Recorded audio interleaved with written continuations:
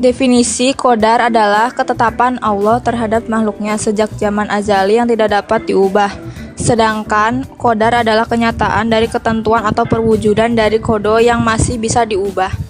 Jadi, jika diibaratkan, qada adalah rencana sedangkan qadar adalah perwujudannya, atau bisa disebut dengan takdir. Iman kepada qada dan qadar artinya percaya dan yakin dengan sepenuh hati bahwa Allah SWT telah menentukan tentang segala sesuatu bagi makhluknya.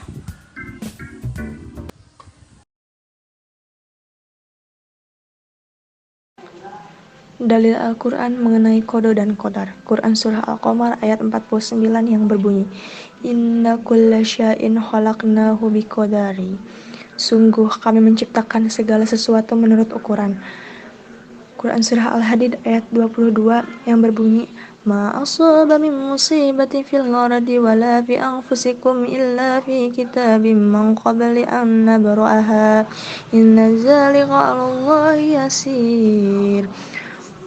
Setiap bencana yang menimpa di bumi dan yang menimpa dirimu sendiri, semuanya telah tertulis dalam kitab Lauhul Mahfuz sebelum kami mewujudkannya. Sungguh yang demikian itu mudah bagi Allah. Quran Surah Al-Isra ayat 13 yang berbunyi, Wa kulla insanin alzamnahu ta'irahu fi unuqih wa nukhriju lahu yawmal qiyamati kitaban yalqahu mansyura. Dan setiap manusia telah kami kalungkan atau catatan amal perbuatannya yang di lehernya, dan pada hari kiamat kami keluarkan baginya sebuah kitab dalam keadaan terbuka.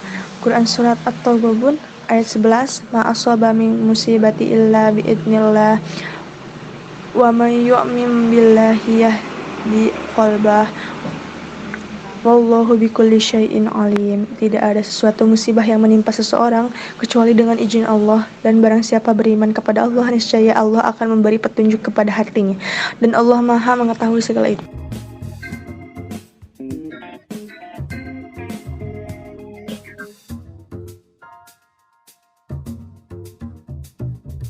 Macam-macam takdir dan penjelasannya. Yang pertama, takdir mubrom. Takdir mubrom adalah ketentuan mutlak atau tidak dapat ditawar-tawar lagi dari Allah Subhanahu wa taala yang pasti berlaku dan manusia tidak diberi peran untuk mewujudkannya. Misal, ada orang yang dilahirkan dengan mata sipit atau dilahirkan dengan kulit yang gelap, sedangkan ibu dan bapak kulit mereka itu putih, dan sebagainya. Yang kedua, ada takdir mu'alaq.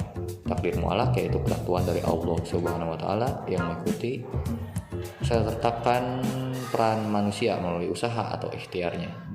Contoh jenis takdir ini antara lain keberhasilan anak sekolah dalam meraih prestasi. Siswa yang berprestasi itu bukanlah siswa yang diam saja tidak belajar dan hanya menunggu takdir, tetapi ia yang selalu berusaha dan belajar setiap hari untuk meraih cita-cita yang diharapkannya. Dengan begitu, apa yang diraihnya selain ditentukan oleh takdir juga ditopang oleh usaha dan doa yang dilakukannya. Jadi berusaha itu harus, tetapi kita juga harus berdoa dan rela menerima segala takdir yang sudah ditentukan Allah Subhanahu wa taala.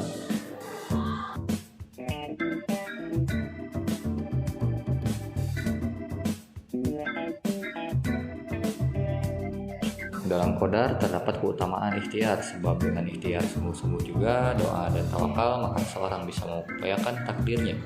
Qadar berbeda dengan qada, sebab qadar merupakan takdir dari Allah yang bisa diubah atau diupayakan, sehingga penting untuk berusaha dengan sebaik mungkin. Hubungan antara ikhtiar dan tawakal sangat erat sebab dan tak bisa dipisahkan satu sama lain.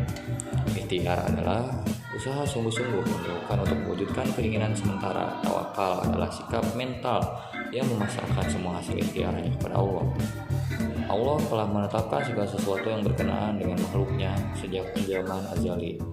Meskipun begitu, Allah tetap memerintahkan hambanya untuk berusaha melakukan yang terbaik agar segala sesuatu yang diinginkan dapat tercapai. Allah tetap menghargai usaha para hambanya. Sekian, terima kasih.